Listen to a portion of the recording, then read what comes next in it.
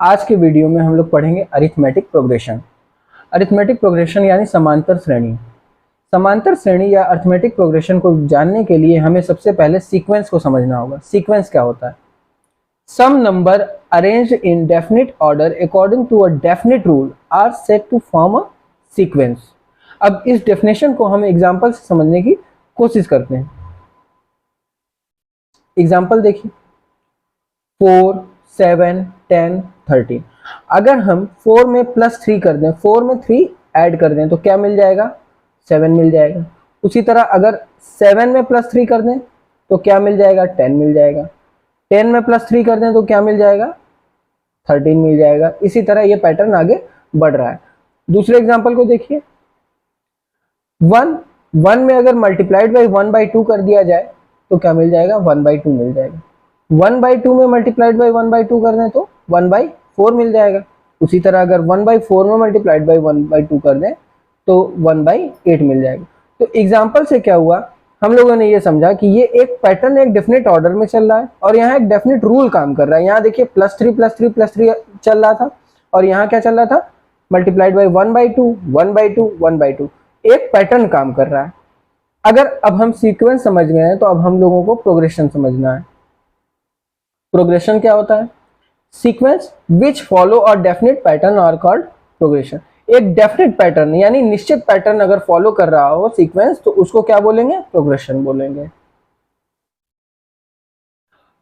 अब हम लोग अपने मेन टॉपिक पे आते हैं, अरिथमेटिक प्रोग्रेशन। इसको डिनोट करते हैं A.P से, इसी का शॉर्ट फॉर्म है AP। डिफिनेशन क्या कहती है? A sequence in which each term differs from its preceding term by a constant is called an arithmetic progression, written as AP। This constant is called common difference of AP। अब इस definition को हम लोग example से समझने की कोशिश करेंगे। देखिए 2, 4, 6, 8, इसका सेकेंड टर्म से अगर फर्स्ट टर्म को घटाया जाए यानी 4 - 2 किया जाए तो कितना आ जाएगा? 2 आ जाएगा। इसी तरह 6 - 4 करें, थर्ड टर्म से सेकेंड टर्म को घटाएं, 6 - 4 कितना आ जाएगा? 2 आ जाएगा। उसी तरह 8 - 6 करें, कितना आ जाएगा? 2 आ जाएगा। दूसरा एग्जांपल देखिए, 63, 58, 53, 48। सेकेंड टर्म क्या है? 58 है। फर्स्ट टर्म क्या है? 63 है। इसको घटाइए, 63 में से अगर 58 को घटाया जाए 5 आएगा और 63 का सिंबल क्या है? 5, तो माइनस का 5। इसी तरह अगर थर्ड टर्म में से हम लोग सेकेंड टर्म को घटाएंगे तब भी -5 आना चाहिए, तो 53 माइनस का 58। 58 में से 53 गया, कितना आया? 5 आ गया। और बड़े नंबर का सिंबल क्या है? माइनस, तो यहाँ माइनस लगा देंगे। तो यहाँ पर भी कॉमन डिफरेंस इनका सेम आ रहा है, -5। यहाँ भी करेंगे तो -5 आ जाएगा। 48 में से 53 को घटा देंगे तब भी -5 आ जाएगा। इसी तरह पैटर्न ये आगे बढ़ेगा। अगला एग्जांपल देखिए, -4, -2, 0, 2 और 4। अगर सेकेंड टर्म से फर्स्ट टर्म को घटाएंगे तो डिफरेंस जो आए वही डिफरेंस थर्ड टर्म से सेकेंड टर्म को घटाने पर आना चाहिए। जैसे -2 और -4, देखिए -2 फिर घटाना है माइनस और फिर माइनस का 4। इसको सॉल्व करके देखते हैं। -2 और माइनस माइनस प्लस हो गया, तो 4 - 2 कितना हो जाएगा? 2 हो जाएगा। इसी तरह अगर आप 0 थर्ड टर्म है, 0 सेकेंड टर्म क्या है? -2 -2। अब 0 में से -2 को घटाना है, माइनस कर दिया गया। यहाँ पर देखें, माइनस माइनस प्लस 0 + 2 यानी क्या आ जाएगा? 2 आ जाएगा। यानी कि जो डिफरेंस -4 और -2 के बीच में वही सेम डिफरेंस -2 और 0 के बीच में। इसी तरह आगे आप देखेंगे कि 0 और 2 के बीच में जो डिफरेंस है वो भी सेम है। ये पैटर्न आगे उसी तरह फॉलो होता रहेगा। तो हम लोगों ने AP से समझा कि जो भी प्रोग्रेशन है, प्रोग्रेशन AP तभी कहलाएगा जब इनके बीच का डिफरेंस सेम हो। जैसे देखिए यहाँ 2 था, यहाँ -5 था, यहाँ पर भी 2 आया। अब ऐसे AP के nth टर्म को निकालने के लिए, nवां टर्म निकालने के लिए फॉर्मूला क्या अप्लाई किया जाता है? Tn = A + n - 1 D। अच्छा, अब ये जानना जरूरी है कि A क्या है, D क्या है और n क्या है।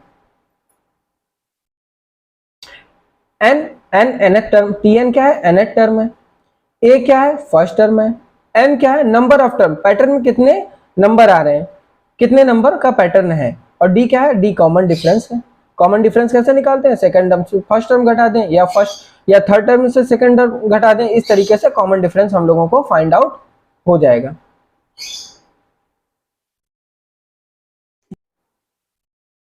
Find 20th term of the AP 1, 5, 9, 13, 17। Question में ये कह रहा है कि ये जो एपी दी हुई है, अर्थमेटिक प्रोग्रेशन जो दिया हुआ है, इसका 20वां टर्म हम लोगों को फाइंड करना है। तो सॉल्यूशन करते हैं। सॉल्यूशन, यहाँ क्वेश्चन में फर्स्ट टर्म क्या है, 1 है, यानी तब a इज इक्वल टू क्या लिख देंगे, 1 लिख देंगे। कॉमन डिफरेंस निकालना है, तो कॉमन डिफरेंस को d से डिनोट करते हैं। Common difference second term minus first term, यानी 5 माइनस 1 कितना आ जाएगा, 4 आ जाएगा। और कितना टर्म पूछा है, 20 टर्म पूछा है, तो n इज इक्वल टू क्या हो जाएगा, 20। अब फॉर्मूला क्या कहता है, वी नो, हम लोग क्या जानते हैं, t n is equal to a plus n minus 1 d. तो यहां पर n की वैल्यू पुट करेंगे, a की वैल्यू पुट करेंगे और d की वैल्यू पुट कर देंगे। तो t n की वैल्यू कितनी है, 20 इज इक्वल टू a की वैल्यू कितनी है, 1 है, n की वैल्यू कितनी है, 20 माइनस 1, और d की वैल्यू कितनी है, 4। अब इसको सॉल्व करते हैं। 1 प्लस 20 में से 1 गया, 19 मल्टीप्लाइड बाई 4, 19 में 4 का मल्टीप्लाई करेंगे तो 76 आ जाएगा, और प्लस का 1 कितना हो गया, 77। यही हमारा आंसर होगा।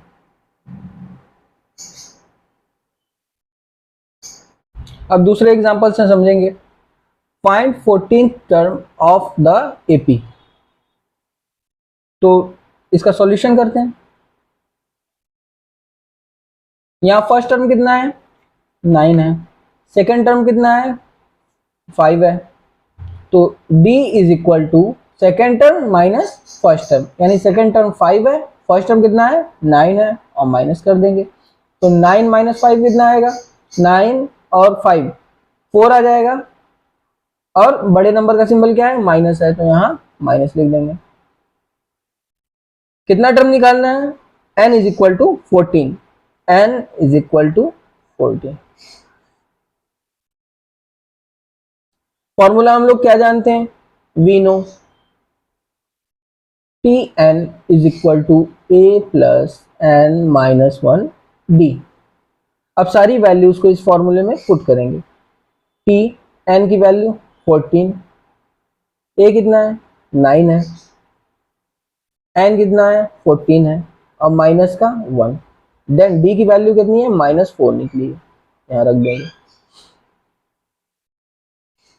T 14 is equal to 9 plus 14 minus 1 13 multiplied by minus का 4, तो 9 और 13 और 4 52, और माइनस, तो 9 माइनस 52 कितना आ जाएगा, 43। तो ये वैल्यू हो गई T14, यानी कि 14 टर्म की। यही हो गया आंसर हमारा।